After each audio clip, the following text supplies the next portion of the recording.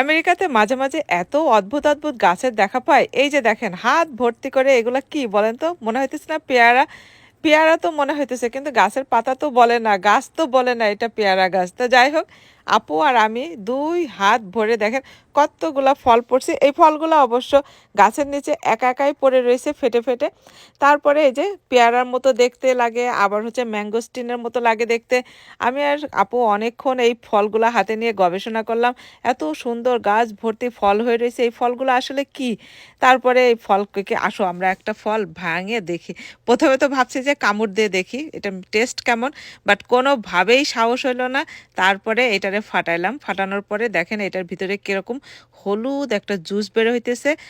আর এই জুসটা এত আঠা ছিল, স্টিকি। আমার মনে হয় এটা রাবার গাছ। যাই হোক, এই ফলের রস দিয়ে হয়তো গাছের পাতা দিয়ে কিংবা কষ দিয়ে হয়তো রাবার বানানো যায়।